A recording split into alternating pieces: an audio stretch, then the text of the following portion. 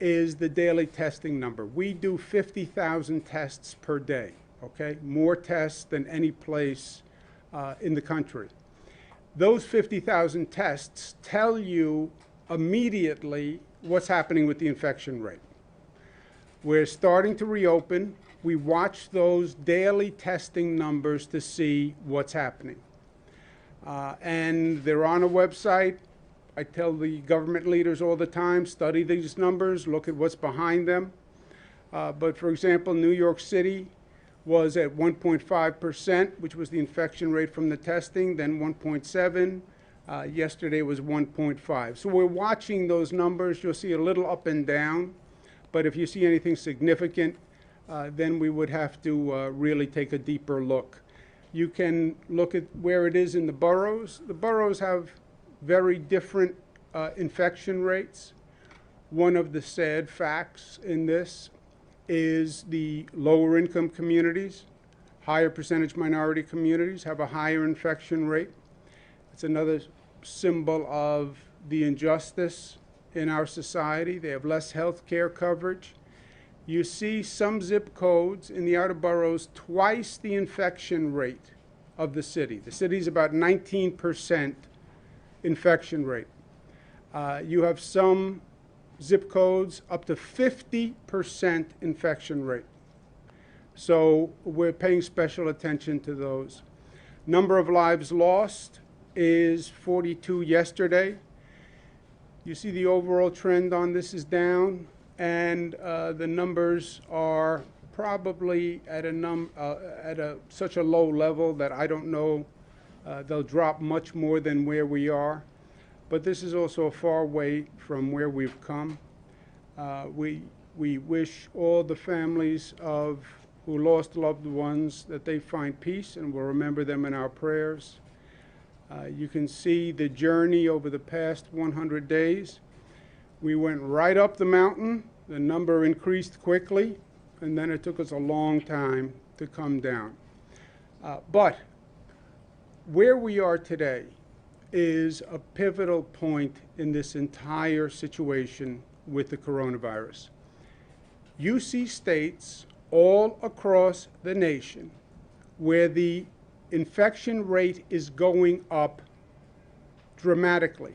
You have states now that reopened that are scaling back their reopening. That's how bad the spikes are. Yesterday, 21 states said they had increasing COVID, 14 the new highs. Today, 23 states, 15 states hit a new high. We've seen these numbers increase before. We've been here. This is deja vu. We have to be aware and we have to be alert. You look at what's happening to these states. They reopen and then the number goes up, which is common sense on one level. The number came down because you closed everything down. When you reopen and you increase activity, don't be surprised when the infection rate goes up. Unless you were very smart and disciplined about the way you reopened. That is the whole difference here. But the states that are having trouble reopened, and everybody wanted to reopen fast. There were protests, reopen fast, everything is fine. I had one person on the street tell me, I can't see the virus. Can you see the virus? There is no virus. I mean, people had all sorts of theories. States that have reopened too quickly or uncontrolled are now starting to close down. So, we are the exact opposite. Since we've reopened, the number has continued to go down. Believe it or not, we reopen, it continues to go down because we've been disciplined in our reopening. And that's what we have to continue to do. This is a website where the founders of Instagram now track the rate of transmission of states across the nation. New York State, the lowest rate of transmission, meaning the virus is spreading at the lowest rate in the state of New York. of every state in America. That is incredible. We were the #1 state in terms of infection. #1 in the nation. #1 on the globe per capita. And now we're the last state in terms of rate of transmission. That is because New Yorkers stepped up. They were smart. They were disciplined. They did what they had to do. And we have to stay there. We have to stay there.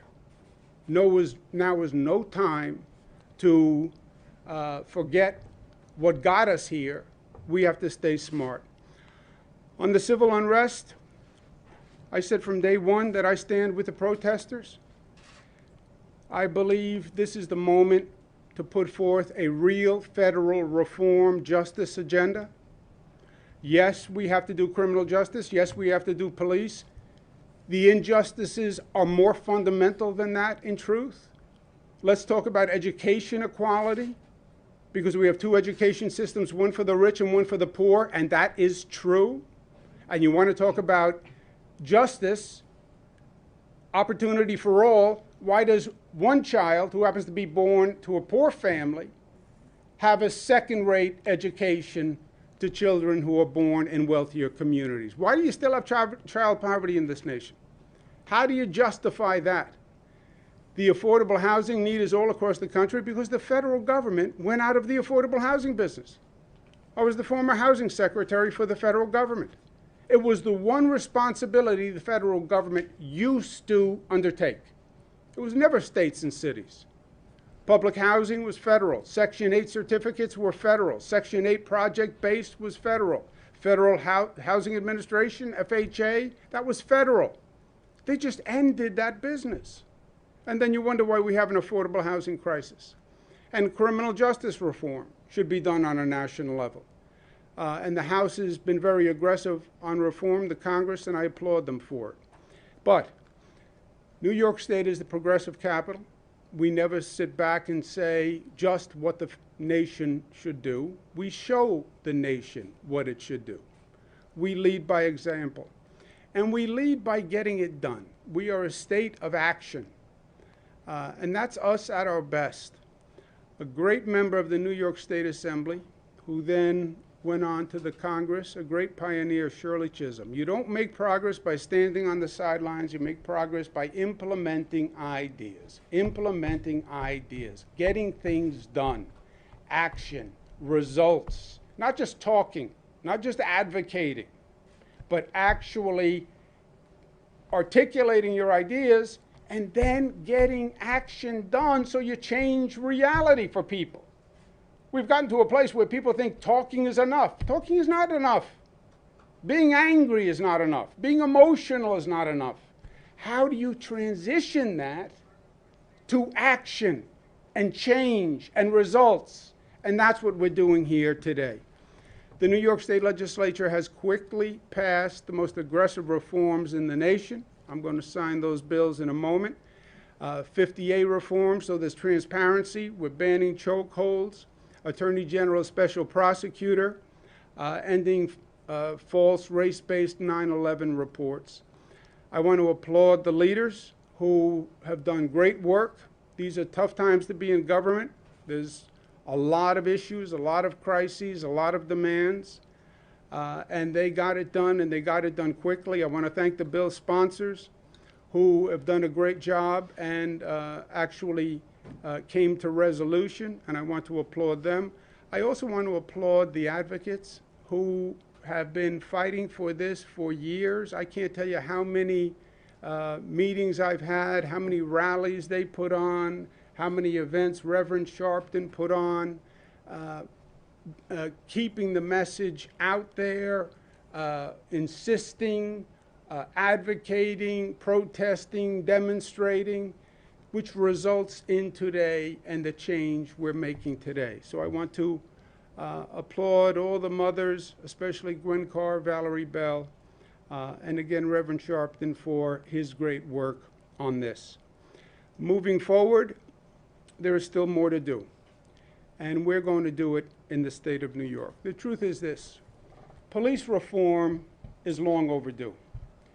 And Mr. Floyd's murder is just the most recent murder. This is not just about Mr. Floyd's murder. It's about being here before, many, many times before. It is about a long list that has been all across this country that always makes the same point: injustice against minorities in America by the criminal justice system. And today is about enough is enough. It's about Fannie Lou Hamer. I'm sick and tired of being sick and tired. How many times do you have to see the same case before you do something? How many times? This was Eric Garner. This was Abner Louima. It was Amadou Diallo. Same case over and over and over, and still no change. And Mr. Floyd's murder, God bless this country for standing up and saying enough is enough. I respect them. But it goes back, certainly, to Rodney King in modern times. And the truth is, it goes back to Dr. Martin Luther King, 1968. It is systemic discrimination and injustice in this nation. That's what it is. That's what today is about. And the answer, there is no quick fix to this. There is no, well, stop tear gas. Well, change the uniforms. That's not what this is about, my friends. And it would be a mistake if we went down that path. This is systemic reform of police departments. This is sitting down and taking a look at exactly what they do and have been doing and looking at it through a new lens of reform and reinvention. Because this has been 40, 50 years in the making. Providing police with military equipment, increasing the number of police. Goes back to the 90s and the crime bills. Looking at the population explosion in our prisons. This was a long time coming. And this is not about a press release that's going to solve it. The way we really solve this is we say to every police agency in this state, I believe it should happen in the nation, sit down at the table with the local community, address these issues, get to the root of these issues, get a plan, pass that plan by your local government, and if you don't, you're not going to get any additional state funds, period. We're not going to fund police agencies in this state that do not look at what has been happening, come to terms with it, and reform themselves. We're not going to be, as a state government, subsidizing improper police tactics. We're not doing it. And this is how we're going to do it. I'm going to sign an executive order today. We'll require local governments and police departments all across the state, about 500, to develop a plan that reinvents and modernizes police strategies and programs in their community. They must formulate a plan. They have to address the use of force by police officers, crowd management, community policing, bias awareness, de-escalation, restorative justice, community-based outreach. They have to have a transparent citizen complaint disposition procedure. So if you make a complaint, it's not just yelling out the window. You find out what happened to that complaint. They should talk about appropriate equipment, what's not appropriate equipment, and any other issue that that community believes is relevant. That discussion has to happen with the community participants in the room.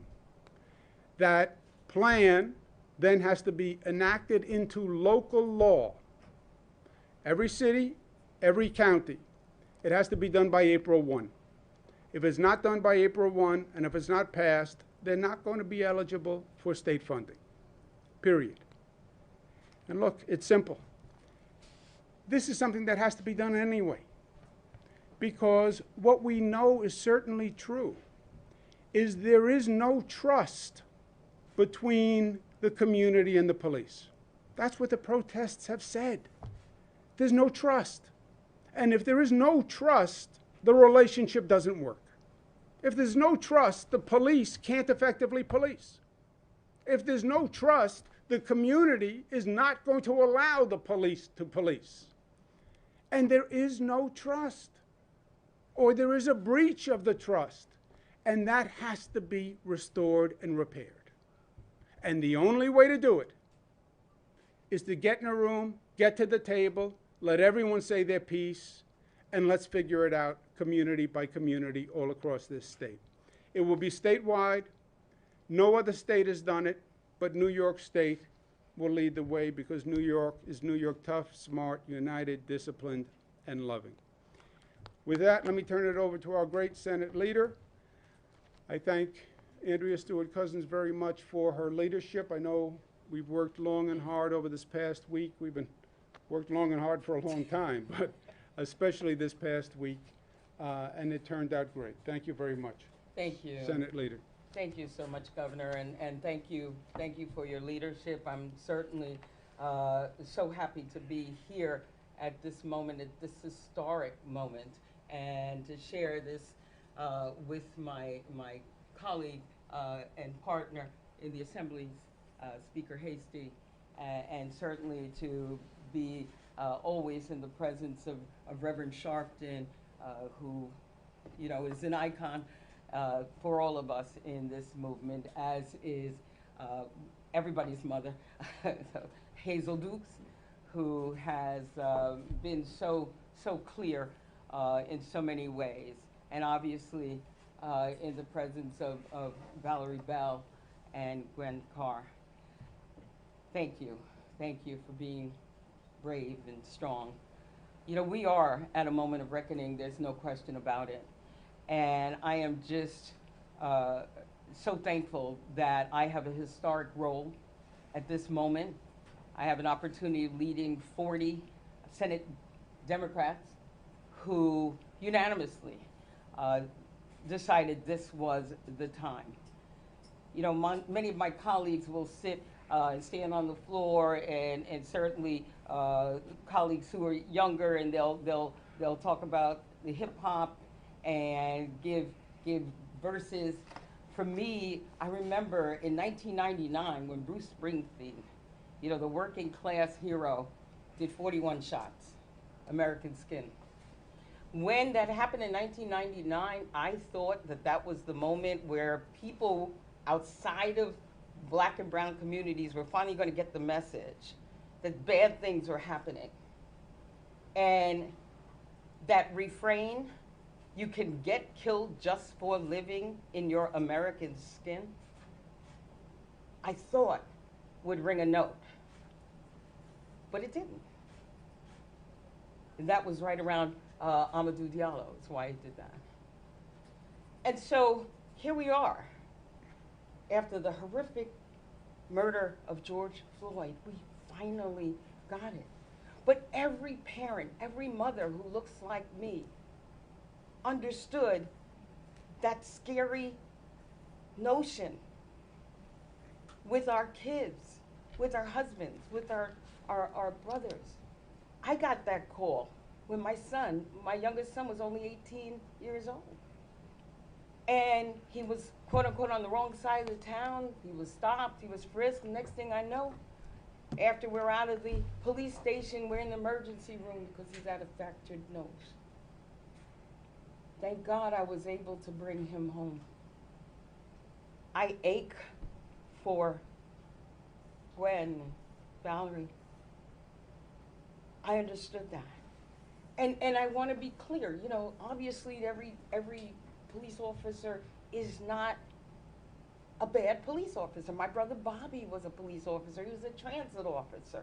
He worked with New York City Transit. He went in there because he wanted to help his community.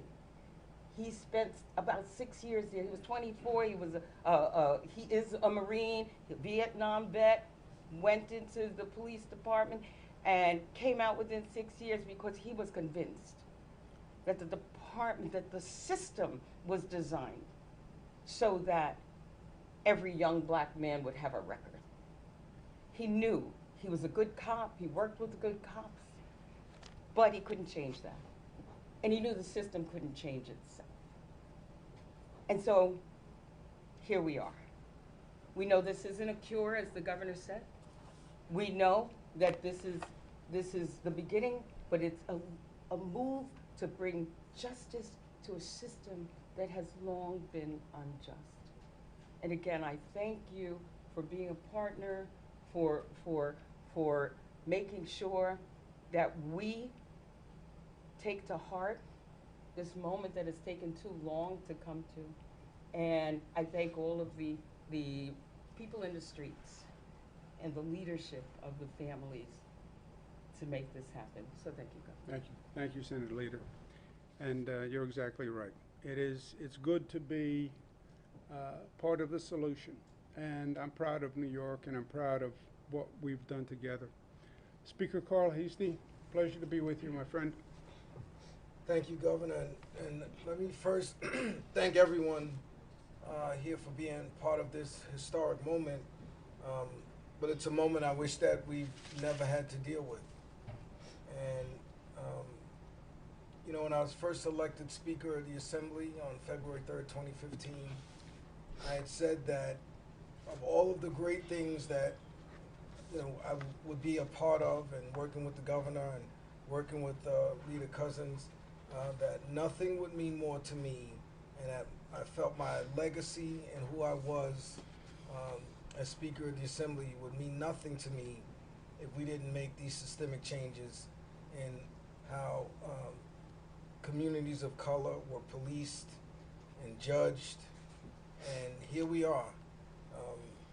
So I really want to thank the advocates. I know we have two of the mothers here, but I want to thank all of the mothers who aren't here with us, and I want to point one out in particular, Constance Graham, who is the mother, Constance Malcolm, who's the mother of Ramali Graham, who is, you know, is a constituent of mine. I've gotten very close to her. I was there with her and her family throughout the entire time. And I was recently asked on an interview, you know, why now? Why did it happen now with George Floyd? As Leader Cousins said, we thought every time it happened when it was Amadou Diallo, it was time. When it happened with Anthony Baez, we thought it was time. When it happened with Eric Garner, we thought it was time. When it happened with Sean Bell, we thought it was time. When it happened with Ramali Graham, we thought it was time. But for some reason, I think what people viewed, I think it just touched a nerve on every person, because it wasn't just a people of color issue. It wasn't just the families. I think watching a man being suffocated by strangulation, you know, crying for his, you know, deceased mother, I think struck a nerve. And for us, even in the Assembly, I actually thought that the bill was going to be Democrat versus Republican. We have many, many Republicans voting for these bills, because I think the entire world has just said enough is enough is enough is enough. How much more bloodshed had to happen for the consciousness and the heart of this nation to finally open up and say, we need to do better and we need to be better. And I think that moment has come, but it doesn't just end there. You know, there's still many other issues of systemic injustice and systemic racism that people of color have to deal with, whether it's education, health disparities. And these are all things that we have to continue as government to be a part of. Government is supposed to be problem solvers. When society can't fix things, that's where government is supposed to come in and chart that course. And so this is just a very, you know, it's an emotional day. But I was also asked in one of the interviews, you know, how emotional was I when we actually passed the bills? I said I was actually more emotional when my house and Andrea's house agreed on the bills, because that's when we knew that we were going to be able to get it done. At that point, it was just a mechanical process of getting the bills passed. But when we agreed on a package of legislation that the governor has said that he is going to sign, that's when I was emotional, because growing up as a young black man, there's a lot of times that I had not so positive interactions with the police. I've had not so positive interactions with the police even as a Speaker of the Assembly. They didn't know I was a Speaker of the Assembly. I never mentioned anything. So when growing up, when you heard the stories of Anthony Byers and Sean Bell and Eric Garner, as a black man, I felt, that could be me. And I think that that is the reason why this has really started to really hit at the hearts of people that, like I said, enough is enough is enough is enough. So I'm happy that we are here where we are today, but we still have so much more work to do. And again, my heart just goes out to all of the families, all of the mothers who had to suffer through this. And, Constance Malcolm said to me that every time this happens, and I'm sure Ms. Carr and Ms. Bell will say every time one of these stories happens, you relive what happened with your son again. So we're hoping that what we've done will not have other families have to go through what these families have gone through. So I'm just happy that the Assembly was able to be a part of the solution. Thank you, Governor. Thank you. And also, but I just want to mention too, Reverend Sharpton, who was a leader on this, who was ridiculed for this. Sometimes it's difficult standing alone. But you know what, Rev, after, 30-something years of you, leading this, you are not alone.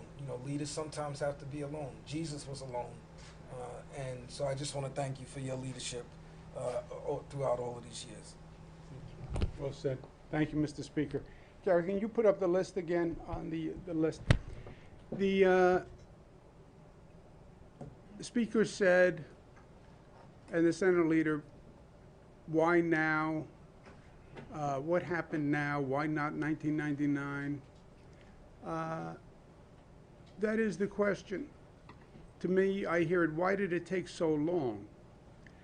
But I think it wasn't just about Mr. Floyd's death. I think it was the cumulative impact. I think all the names on that list did not die in vain. I think it took that repeated articulation to get the country to this point. Reverend Sharpton, on every one of those situations, was out there making this point all over the country. All over the country. And finally, the country heard. But the reason we're here today, make no mistake, is because Reverend Sharpton and good people across this country were out there making the point every time, over and over and over again. So Eric Garner did not die in vain. Sean Bell did not die in vain. It took a number of lives, unfortunately. It took a number of injustices, unfortunately. But each one was a part in getting to today.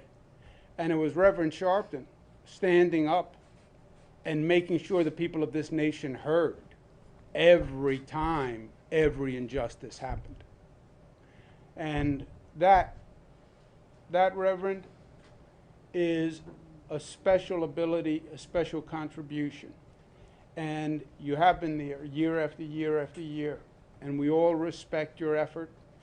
We thank you for what you've done.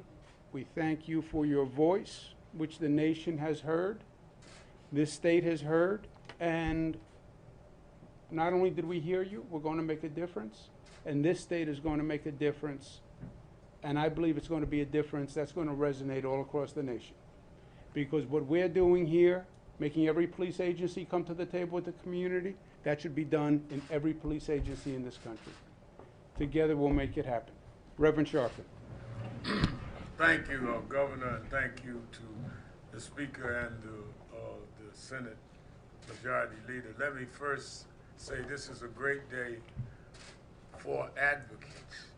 And though I appreciate the Speaker's words, but as I stood on many of these marches and protests, there were many that will never sit next to the governor that marched, many that will never have their names called. and it's a great day for them, advocacy groups that are not as known as National Action Network, but advocated anyway. So I sit here for them as well. Some of us may not even get along, but it's a victory for all of us, and we must monitor to make sure that it's done.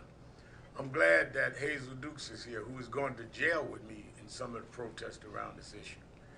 And I'm most glad for the mothers who, no matter what we do, will always have an empty seat at the family dinner table and the holidays. I talk to the mothers every holiday. I spoke at Ramali Graham's funeral. I did the eulogy. I did the eulogy at Gwen Carr's son's funeral, Eric Gardner. I spoke at Sean Bell's funeral, as I did this week at George Floyd's funeral. So I've gotten to know their pain. I don't just lead the protest, but I work with the families, and it is not an issue to them. And I'm glad that we see what we see. I joined the civil rights movement as a teenager. I grew up a boy preacher in Brooklyn. When I was 13, I became part of Dr. King's branch here. We were told you start with demonstration to lead to legislation, then reconciliation. Without the legislation, the demonstration is just an exercise. We work out every morning, the governor and I. This is not exercise. It is to change things. And by signing these bills is bringing about the change. What made Dr. King's movement effective was there was a John Kennedy or Lyndon Johnson or Hubert Humphrey that is doing today. And what this Assembly Speaker and this Majority Leader in the Senate is doing is legislating what we demonstrated about. We will monitor it and make sure that it is enforced, but we had nothing to enforce, which is why we had to keep going. These bills mean some substantive change so that we won't be sitting here going over this after the next funeral and after the next situation. Let me also say, though, about this governor, to give the executive order that he has given, let us be very clear. There's no governor in this country that has said what he said this morning. And he and I debate sometimes, but he has, in many ways, done things that even I did not expect. To say that every mayor must come up with a plan along these areas, or they would withhold state money, is a model for where we ought to be dealing with 21st century civil rights in this country. Make no mistake, this is a new level that all other 49 governors ought to look at. Because to say that I want to see mayors deal with this and I want to see city councils deal with this is one thing. But to say we're going to hold funds means that he means it. I'm not surprised, because let me explain, even though he and I have debated on different things throughout the years, 20 years ago, when I called a march in Washington on the anniversary of the March on Washington, and Mrs. Coretta Scott King presided over that march, the widow of Martin Luther King, the only member of President Clinton's cabinet that would come to the march was Andrew Cuomo. And he stood with me when I was much fatter and much more controversial. Don't laugh, Andrew, we're on television. So he has stood with us when it was not politically wise to stand with us. As Martin III and I are doing a march this August 28th. Andrew Cuomo and I and Andrew have talked, and Martin Luther King III has come here for Andrew. He has been on these issues when he was Attorney General, when he was a cabinet member, and now is governor. But he has raised the bar on how we deal with policing with this executive order. So I was very happy to come to be part of watching him sign these laws that these mothers and these advocates and many further to the left than me would appreciate. But I am beyond happy to be here when I heard the executive order, because now not only have we made an announcement, Andrew Cuomo has raised the bar. And I hope every governor in this country will be asked today whether or not they're going to do what he just did. Somebody has to raise the bar. Then we can say to the Floyd family and others that you really have seen a new day and we've turned a new way in this country. And I think that he has done that. And Andrew Cuomo knows that when I don't think he did whatever, I will tell him he has gone beyond even my expectations. So enjoy these few minutes because but I think this is a great day. Thank you. Thank you very much, Reverend. Thank you so much. And really, you're right. We do go back a long time. But I tell you, my friend, today is because of you and your activism and all those years. And finally, the people of this nation heard. So God bless you. I'm going to sign the bill in this new socially distant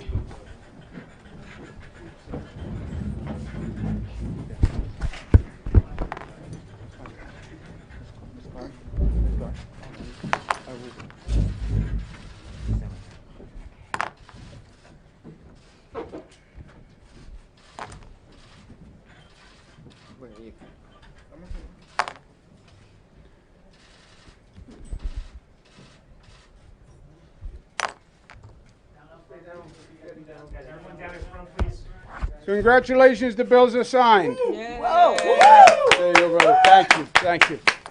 Okay, Proud Mama. day, son. Thank you, darling. Thank you, Mama. Thank you. Thank you. We're going. Thank you. Thank you.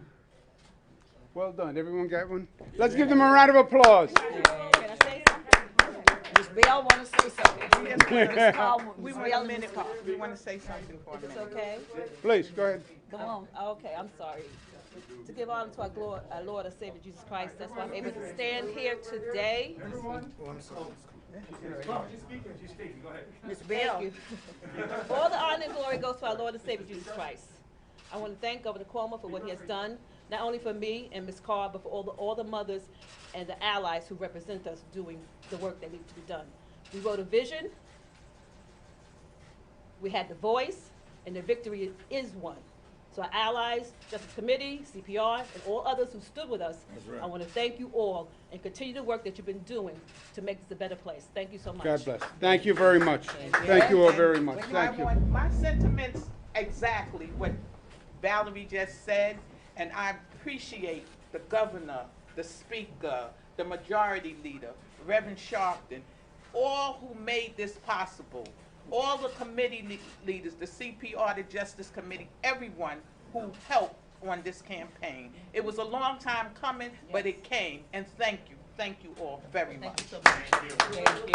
Thank you. Thank you for being here. Thank you. Thank you for the kindness, brother.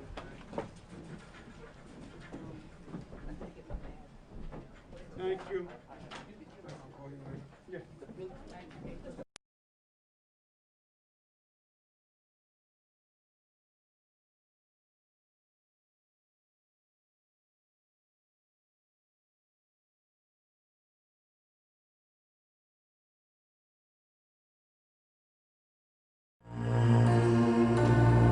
In lieu of all that is happening with COVID-19, we have adjusted our office policies to best suit our patients and to ensure our overall safety.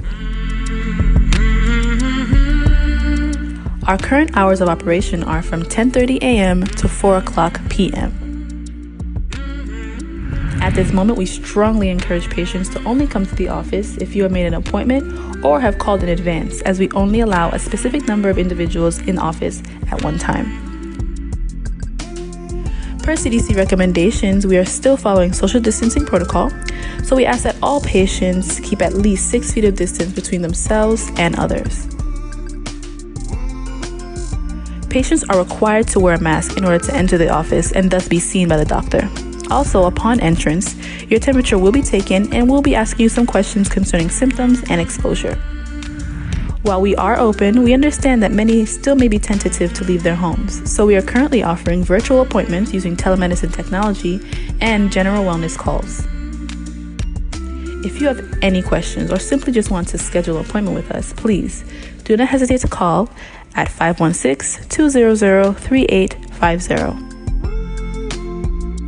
The Prince Center for the Visually Impaired wants to thank you all for your continued support and cooperation, and we know with your help, we'll be able to build a safe and healthy environment for our staff and patients.